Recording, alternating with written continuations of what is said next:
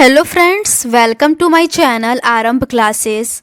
आज के इस वीडियो में हम लोग BPSC TRE class 6 to 8, 9, 10th और 11, 12th के लिए इकोनॉमिक्स के क्वेश्चंस को सॉल्व करेंगे। इस बुक में क्लास 9 से लेकर 12th तक एनसीईआरटी के सभी चैप्टर्स का क्वेश्चन और उसके आंसर्स दिए हुए हैं।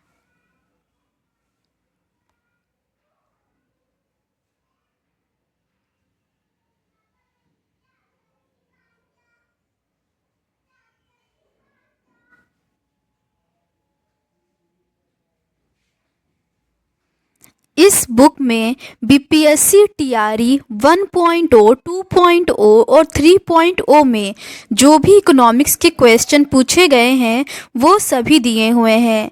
इसके अलावा DSSB TGT PGT, KVS TGT PGT, NVS TGT PGT, EMRS TGT PGT में भी जो क्वेश्चंस इकोनॉमिक्स के पूछे गए हैं सभी दिए हुए हैं।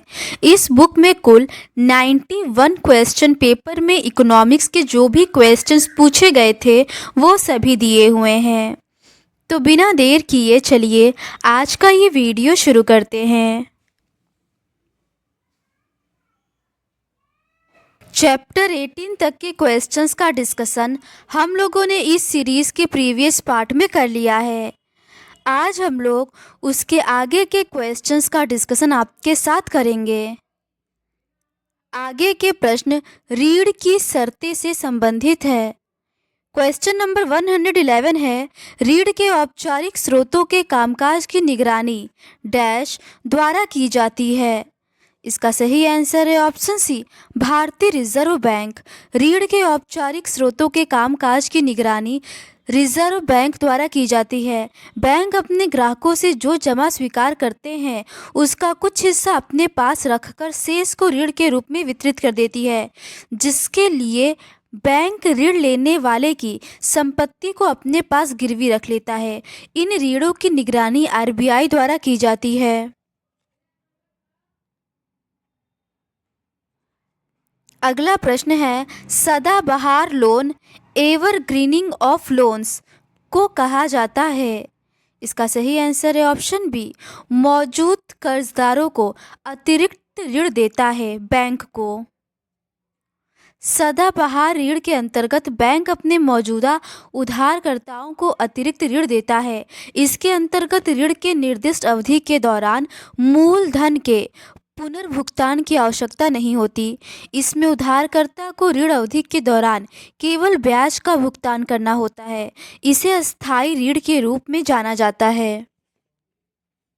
अगला प्रश्न है, हाल के दिनों में आरबीआई ने भारत में ऋण नियंत्रण में निम्न में से कौन सा उपाय नहीं अपनाया है। इसका सही आंसर है option A, cash deposit ratio. हाल के दिनों में आरबीआई ने भारत में ऋण नियंत्रण हेतु बैंक दर रेपो एवं reverse repo, cash reserve ratio, statutory liquidity ratio इत्यादि उपाय अपनाए गए हैं, परंतु कैश डिपॉजिट रेशियो को आरबीआई द्वारा ऋण नियंत्रण हेतु नहीं अपनाया गया है। अगला प्रश्न है, 1000 रुपये मूलधन जमा पर 20% का नकद संचय अनुपात रखते हुए बैंक द्वारा कुल व्युत्पत्तिक जमा राशि होगी। इसका सही आंसर है ऑप्शन सी, 4000।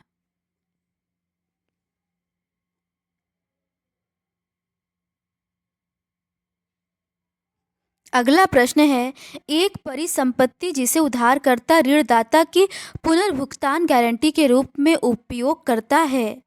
इसका सही आंसर है ऑप्शन सी, संपार्श्विक। जब उधारकर्ता किसी मूल्यवान वस्तु जैसे भूमि, घर इत्यादि को ऋण के लिए सुरक्षा उपाय के रूप में गिरवी रखता है और उधार देता है, तो इसका अर्थ है कि वह उस संपत्ति को पुनर्भुगतान गारंटी के रूप में प्रयोग कर रहा है। अगला प्रश्न है, ऋण की शर्तों में संपार्श्विक सहित शामिल है। इसका सही आंसर है ऑप्शन डी, उपर्युक्त में से एक से अधिक। ऋण पुनर्भुगतान के लिए बैंक तथा कर्जदार के मध्य सहमति के तहत कुछ शर्तें बैंकों द्वारा आरोपित की जाती हैं। ये शर्तें हैं ऋण अवधि, आवश्यक कागजात, ब्याज दर, ऋण राशि, समर्थक ऋणाधार। अगला प्रश्न है, प्राथमिकता क्षेत्र ऋण किससे संबंधित है? इसका सही आंसर है ऑप्शन सी, छोटे उद्योग, कृषि आदि को दिए जा रहे ऋण से। प्राथमिक क्षेत्र उन क्षेत्रों से है जिन्हें भारत सरकार और भारतीय रिजर्व बैंक देश की बुनियादी ज़रूरतों के विकास के लिए महत्वपूर्ण मानते हैं और उन्हें अन्य क्षेत्रों की तुलना में प्राथमिकता दी जाती है, जैसे कृषि, डेयरी, मछली पकड़ना, वानिकी शामिल है। अगला प्रश्न है, 15वें वित्त आयोग की अनुशंसा द्वारा अवतरित की गई अवधि क्या है? इसका सही आंसर है ऑप्शन ए, 2021-22 से लेकर 2025-26। भारतीय संविधान के अनुच्छेद 280 के तहत भारत के राष्ट्रपति ने एन.के. सिंह की अध्यक्षता में 15वें वित्त आयोग का गठन किया, जिसने अपनी रिपोर्ट राष्ट्रपति को सौंप दी है तथा जिसे पार्लियामेंट में पेश करते हुए वित्त मंत्री ने इसे स्वीकार किए जाने की घोषणा 2020-21 की केंद्रीय बजट के दौरान की। यह पहला वित्त आयोग रहा जिसने पहली बार 2011 की जनगणना को आधार बनाकर अपनी संस्तुतियां 9वें वित्त आयोग के बाद पहला आयोग है जिसने संस्तुतियां 6 वर्ष के लिए दी। 16वें वित्त आयोग के संबंध में नीति आयोग के पूर्व उपाध्यक्ष और कोलंबिया विश्वविद्यालय के प्रोफेसर डॉक्टर अरविंद पनगड़िया इसके अध्यक्ष होंगे। 16वें वित्त आयोग के सदस्यों को अलग से अधिसूचित किया जाएगा।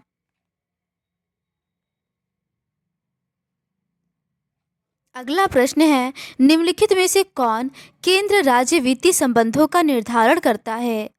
इसका सही आंसर है ऑप्शन ए, वित्त आयोग। स्वतंत्र भारत का संविधान 26 जनवरी 1950 को लागू हुआ। केंद्र राज्य के बीच वित्तीय संबंधों की व्याख्या भारतीय संविधान के अनुच्छेद 268 से 293 के मध्य किया गया है।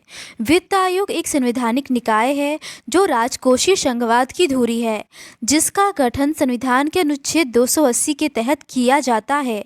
इसका मुख्य दायित्व संघ व राज्यों की वित्तीय स्थितियों का मूल्यांकन करना, उनके बीच करों के बंटवारे की संस्तुति करना तथा राज्यों के बीच इन करों के वितरण हेतु सिद्धांतों का निर्धारण करना है।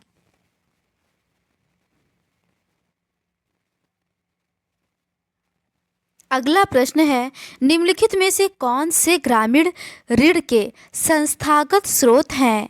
इसका सही आंसर है ऑप्शन ए, क्षेत्रीय ग्रामीण बैंक। ग्रामीण ऋण का अर्थ है किसानों को दिया जाने वाला ऋण।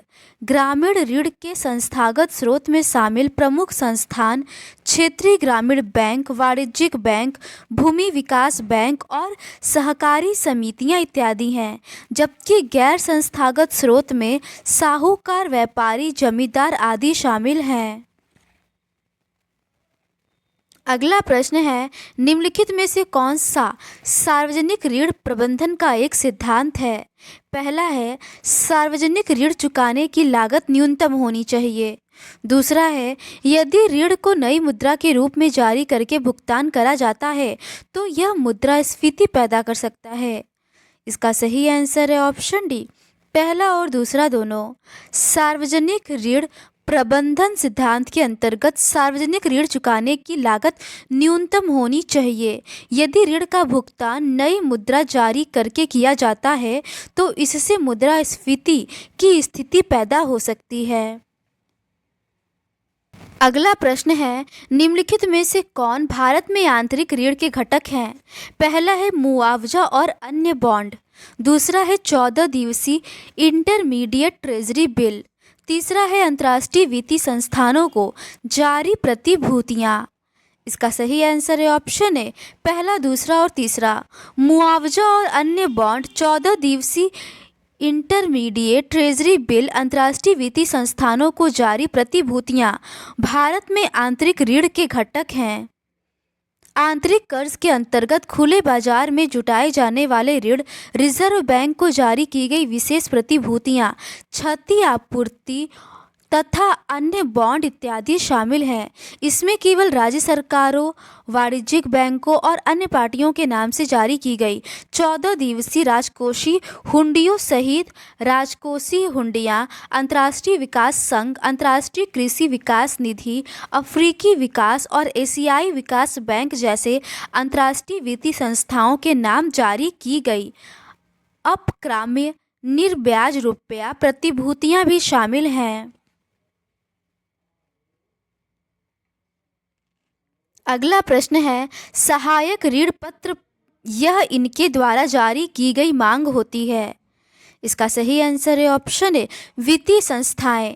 सहायक ऋण पत्र वित्तीय संस्थाओं द्वारा जारी की गई मांग होती है। द्वितीयक प्रतिभूतियां प्रारंभ में प्राथमिक बाजार में जारी की जाती है। तत्पश्चात ऐसी प्रतिभूतियां कारोबार के लिए स्टॉक मार्केट में सूचीबद्ध किया जाता है। पहले से जारी प्रतिभूतियों का व्यापार द्वितीयक बाजार में होता है। अगला प्रश्न है, निम्नलिखित पर ध्यान दीजिए। पहला है सरकार द्वारा कर दर में कमी। दूसरा है सरकार द्वारा ज़्यादा आंतरिक ऋण उगाही। उपर्युक्त में से कौन गुणक के मान को बढ़ाने का कार्य करेगा? उत्तर नीचे लिखे गए कूट से दीजिए। इसका सही आंसर है ऑप्शन बी, केवल पहला। सरकार द्वारा कर दर में कमी। सरकार द्वारा कर की दर में कमी करने पर करदाताओं की प्रयोज्य आय बढ़ जाती है और उनका उपभोग व्यय बढ़ जाता है। इस प्रकार वस्तुओं पर लगने वाले कर की दर में कमी से वस्तुओं की कीमतें कम होने लगती है और बड़ी आय का कुछ ही भाग वस्तुओं पर खर्च होता है। इस प्रकार कर की दर में कमी से आय प्रवाह बढ़ता है जो गुणक के मान को बढ़ाने का कार्य करता है। अतः सरकार द्वारा आंतरिक ऋण उगाही से तरलता कम हो जाती है जिससे गुणक का मान घट जाता है। अगला प्रश्न है, संविधान के संशोधित अनुच्छेद 279 क्लोज ए के अनुसार जीएसटी की परिषद के चेयरमैन कौन होंगे? इसका सही आंसर है ऑप्शन सी, संघीय वित्त मंत्री। भारतीय संविधान के संशोधित अनुच्छेद 279 ए के अनुसार जीएसटी परिषद, जो केंद्र और राज्यों का एक संयुक्त मंच होगा, में निम्नलिखित सदस्य शामिल होंगे। केंद्रीय वित्त मंत्री इसके अध्यक्ष होंगे। केंद्रीय राज्य मंत्री या वित्त राजस्व प्रभारी इसके सदस्य होंगे। वित्त या कराधान के प्रभारी मंत्री या प्रत्येक राज्य सरकार द्वारा नामित कोई अन्य मंत्री इसके सदस्य होंगे।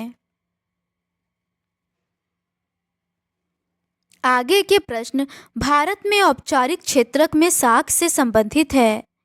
क्वेश्चन नंबर 126 है, स्थिर ब्याज दर है जिस पर रिजर्व बैंक ऑफ इंडिया बैंकों को रात भर के लिए तरलता प्रदान करता है उसे कहा जाता है। इसका सही आंसर है ऑप्शन डी, रेपो रेट। यह वह स्थिर ब्याज है जिस पर रिजर्व बैंक ऑफ इंडिया बैंकों को रात भर के लिए तरलता प्रदान करता है उसे रेपो दर कहा जाता है। यह देश की मौद्रिक नीति का महत्वपूर्ण घटक है और इसका उपयोग देश की तरलता, मुद्रास्फीति और धन आपूर्ति और विनियमित करने के लिए किया जाता है। यह बैंकों के उधार लेने के पैटर्न पर सीधा प्रभाव डालता है। भारतीय रिजर्व बैंक विभिन्न परिपक्वता तिथियों के लिए रेपो एवं रिवर्स रेपो क्रियाएं करता है।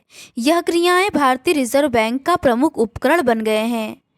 अगला प्रश्न है, TRIMS और TRIPS संबंधित है। इसका सही आंसर है ऑप्शन ए, क्रमशः निवेश उपाय और बौद्धिक संपदा अधिकार से।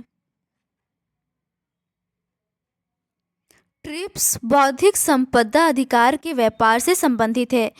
यह विश्व व्यापार संगठन के तहत अंतर्राष्ट्रीय समझौता है। इसे वर्ष 1995 में लागू किया गया था, जबकि ट्रिप्स व्यापार संबंधी निवेश उपाय से संबंधित है। इसका उद्देश्य सदस्य देशों की निवेश नीतियों में पारदर्शिता और गैर भेदभाव को बढ़ाना है।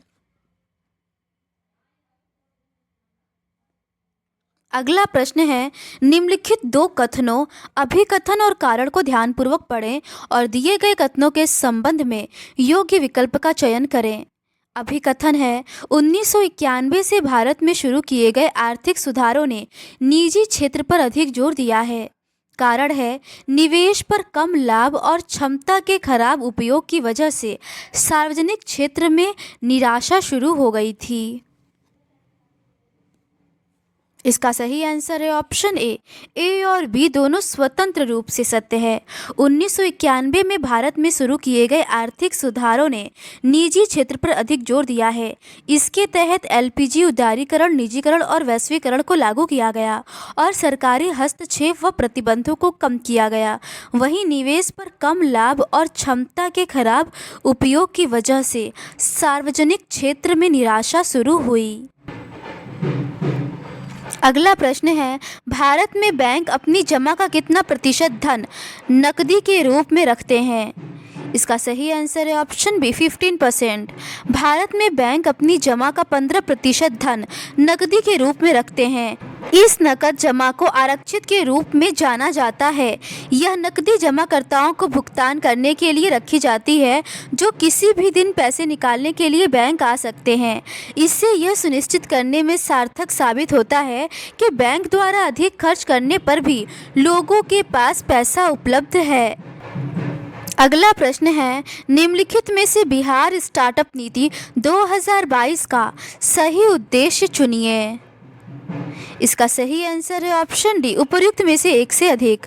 बिहार स्टार्टअप नीति 2022 का उद्देश्य स्टार्टअप को उसकी व्यवहार्यता बढ़ाने के लिए सीड फंडिंग करना, विश्वविद्यालय स्कूलों में शिक्षण मॉड्यूल शुरू करके शिक्षा के माध्यम से उद्यमिता को प्रोत्साहित करना और नए इनक्यूबेटरों के विकास को सुविधाजनक बनाना और मौजूदा इनक्यूबेटरों, सामान्य बुनियादी ढांचे के स्थानों, सह कार्यशील स्थानों के विस्तार का समर्थन करना इत्यादि है। आगे के प्रश्न निर्धनों के स्वयं सहायता समूह से संबंधित है। क्वेश्चन नंबर 131 है, निम्नलिखित में से कौन सा एक सूक्ष्म वित्त कार्यक्रम है? इसका सही आंसर है option C, self help group, स्वयं सहायता समूह। सूक्ष्म वित्त एक गैर लाभकारी संगठन है जो कम आय वाले लोगों को वित्तीय सहायता प्रदान करता है। सूक्ष्म ऋण, सूक्ष्म बचत और सूक्ष्म बीमा इन सेवाओं के उदाहरण हैं। स्वयं सहायता समूह गरीब लोगों के छोटे समूह हैं। एक सेल्फ हेल्प ग्रुप के सदस्यों को समान समस्याओं का सामना करना पड़ता है। वे एक दूसरे की मदद करते हैं, उनकी समस्याओं का समाधान करते हैं। अगला प्रश्न है, पुरुषों के मुकाबले महिलाओं का कम रोजगार में होना संकेत करता है। इसका सही आंसर है ऑप्शन सी, ए और बी दोनों, आर्थिक पिछड़ापन और सामाजिक पिछड़ापन दोनों का। पुरुषों के मुकाबले महिलाओं का कम रोजगार में होने के प्रमुख कारण आर्थिक पिछड़ापन, श्रम बाजार भेदभाव, व्यावसायिक विकास पृथक्करण, नियुक्ति व पदोन्नति में विभेद और सामाजिक पिछड़ापन, लैंगिक असमानता, ग्लास सीलिंग, पितृसत्तात्मक सामाजिक मानदंड इत्यादि है। अगला प्रश्न है, सही उत्तर का चयन करें। स्वयं सहायता समूह के कार्य हैं। पहला है, कर्जदारों को ऋणाधार की कमी की समस्या से उबारने में मदद करते हैं। दूसरा है, कर्जदारों को समयानुसार विभिन्न प्रकार की आवश्यकताओं के लिए एक उचित ब्याज दर पर ऋण मिल जाता है। तीसरा है, यह समूह केवल ग्रामीण क्षेत्रों के गरीबों को संगठित करने में मदद करते हैं। चौथा है, समूह की नियमित बैठकों के जरिए लोगों को एक आम मंच मिलता है जहां वे तरह तरह के सामाजिक विषयों पर चर्चा करते हैं। इसका सही आंसर है ऑप्शन डी, पहला, दूसरा, तीसरा और चौथा सभी सही है। स्वयं सहायता समूह लोगों का अनौपचारिक समूह है जो अपनी सामान्य समस्याओं के समाधान के लिए एक साथ आते हैं। स्वयं सहायता समूह मददगार साबित होते हैं।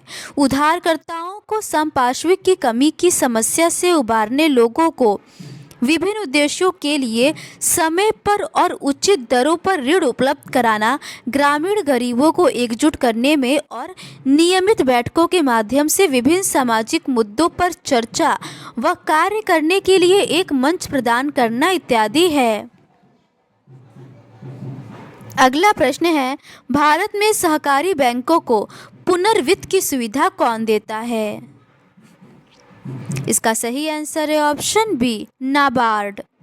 भारत में सरकारी बैंकों को पुनर्वित्त की सुविधा NABARD, national bank for agriculture and rural development द्वारा उपलब्ध कराया जाता है।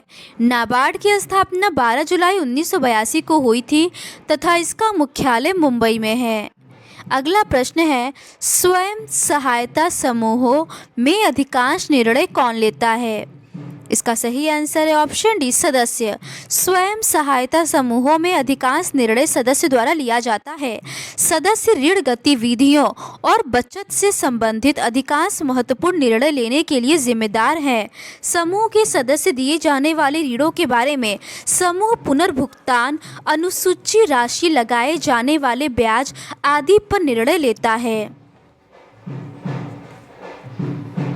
आगे के प्रश्न वैश्वीकरण और भारतीय अर्थव्यवस्था से संबंधित है। क्वेश्चन नंबर 136 है, निम्नलिखित में से कौन सा वह तरीका नहीं है जिससे वैश्वीकरण ने भारत में कृषि को प्रभावित किया है? इसका सही आंसर है ऑप्शन ई, उपर्युक्त में से कोई नहीं। वैश्वीकरण से होने वाले लाभ से कई स्थानों पर शुद्ध आय में वृद्धि होती है और गरीबी के स्तर में कमी आती है और इससे खाद्य सुरक्षा के स्तर में वृद्धि हो सकती है। वैश्वीकरण ने कृषि उत्पादन को पहले की तुलना में बहुत तेजी से बढ़ने की अनुमति दी है। जैसे जैसे उच्च मूल्य वाली कृषि वस्तुओं का निर्यात बढ़ेगा और प्रति व्यक्ति आय के गुणक विकसित होंगे, उच्च मूल्य वाले पशुधन और बागवानी की घरेलू मांग तेजी से बढ़ेगी। इस प्रकार काफ़ी कम आय वाले देशों में भी कृषि उत्पादन में लगभग आधी वृद्धि निर्यात और घरेलू उपभोग दोनों के लिए उच्च मूल्य वाली बागवानी और पशुधन में होगा। अगला प्रश्न है, IMF के वर्तमान अप्रैल 2008 को प्रमाण मानते हुए प्रबंध निदेशक कौन है? इसका सही आंसर 2018 में ऑप्शन ए, क्रिस्टीन लेगार्डे था। अंतर्राष्ट्रीय मुद्रा कोष की वर्तमान प्रबंध निदेशक सुश्री क्रिस्टालिना जॉर्जिवा है। IMF द्वारा balance of payment and international investment position manual के 6ठे संस्करण में नए लेखी मानदंड लागू किए जाने के पश्चात भारतीय रिजर्व बैंक ने भी अदायगी संतुलन की संरचना में परिवर्तन किए हैं।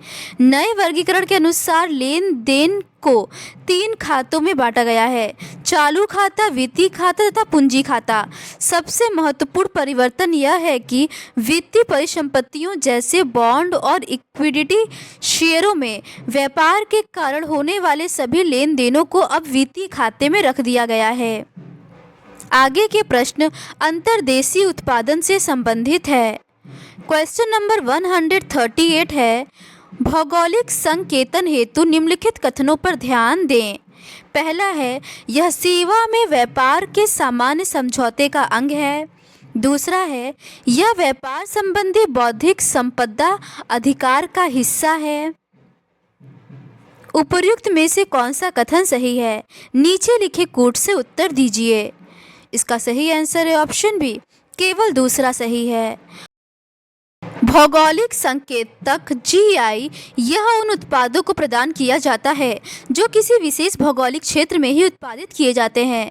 भौगोलिक संकेतक ट्रिप्स के अंतर्गत शामिल 7 बौद्धिक संपदा अधिकारों में शामिल है। अतः GI वस्तुओं को प्रदान किया जाता है, न कि सेवा को। तो आज के इस वीडियो में बस इतना ही। चैप्टर 24 विश्व भर के उत्पादन को एक दूसरे से जोड़ना से संबंधित प्रश्नों का डिस्कशन हम लोग इस सीरीज़ के नेक्स्ट पार्ट में करेंगे। अगर आपको ये सीरीज़ पसंद आती है तो please do subscribe to my channel and like this video. Thank you.